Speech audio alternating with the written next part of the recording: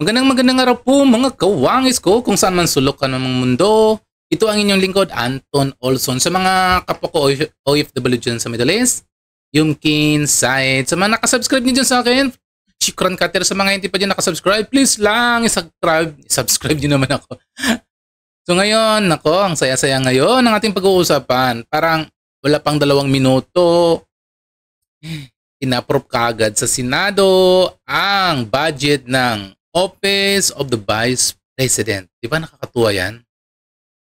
Wala pong nag-against doon, wala pong nagtanong, wala pong kung ano-ano. Ang bilis. Kaya, ang saya pakinggan. Ang saya pakinggan kasi nga, hindi na karoon ng mga counting mga tanungan, sagutan sa Senado. Parang ibinigay na lang yung kanyang budget na binigay sa OP na 902 million pesos. Kaya ito, panoorin po natin yung mga litanya ng mga senador. Parang nakakaamoy na tayo ng mga nakakaamoy na tayo ng mga nagbabaliktaran kasi alam mo naman, malapit na ang 2028, ilang kimbot na lang. Ito, panoorin po natin. The Office of the Vice President and recognize the distinguished sponsor, our Chair of the Committee on Finance, Senator Sherwin Gatchalian. Any objection? The Chair hears none. The consideration of House Bill 4058 under Committee Report number 18 is in order. We now recognize Senator Sherwin Gatchalian, the Chairman of the Committee on Finance, to sponsor the budget of the Office of the Vice President. Thank you, Mr. President. Thank you. Thank you, Mr. President. Thank you, Majority Leader.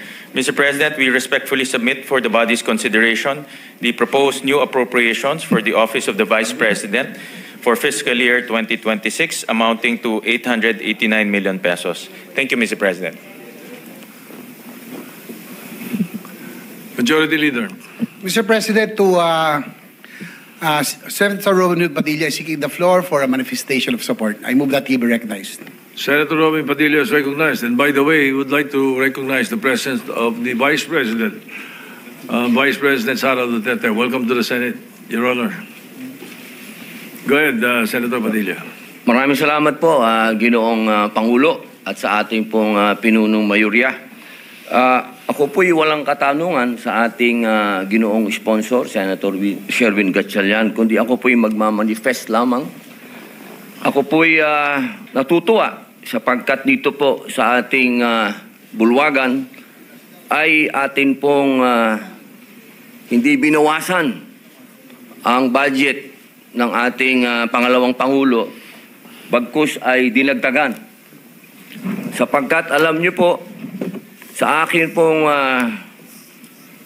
karanasan sa tuwing may dadating na kalamidad, kalungkutan, kamatayan, naandyan po lagi ang ating pangalawang Pangulo upang makiramay, tumulong.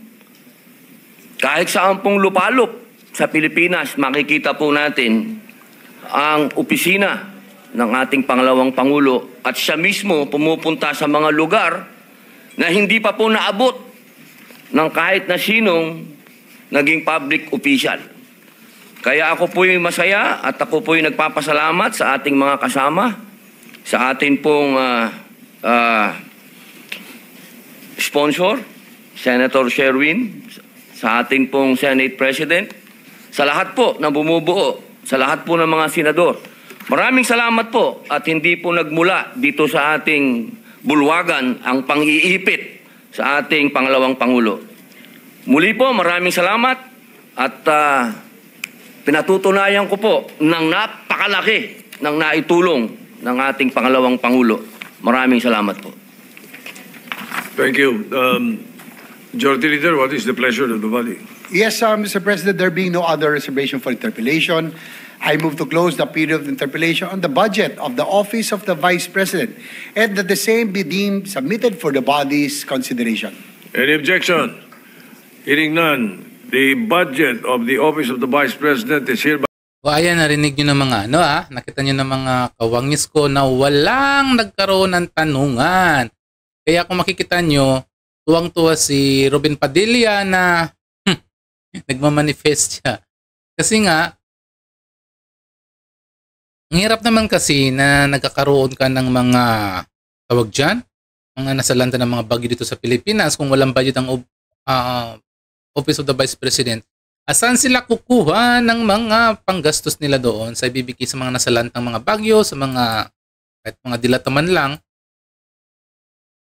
Clap na tayo dyan mga DDS. Kasi nga, kahit pa paano, hindi nagkaroon ng problema sa deliberation ng budget ng Office of the Vice President.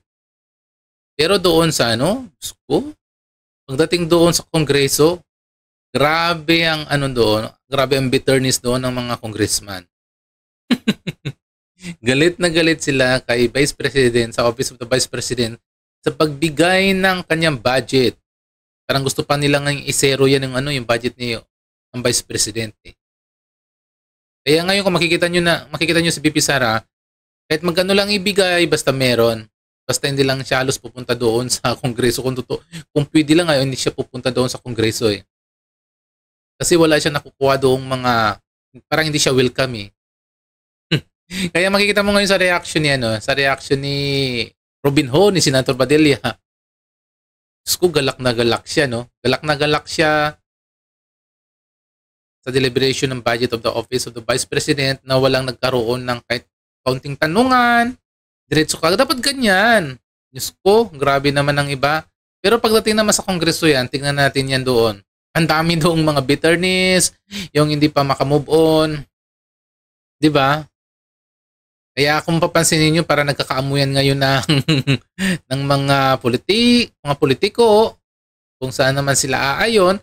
Kasi nga, tingnan nyo ngayon si Risa Ontiveros.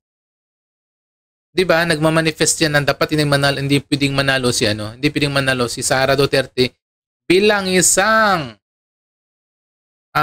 presidente sa 2028. Dapat matuloy yung impeachment trial, dapat daw ma-reverse sa Supreme Court at matuloy ang impeachment trial kay Duterte. Dito kay Sara Duterte. Parang masyado na siyang dismayado, masyado na siyang gigil na wala namang ginawa sa kanya yung mga Duterte. Siya pa nga ang tinulungan, siya pa ang gigil na gigil, di ba? Inayupak na babaeng yung alin na yan.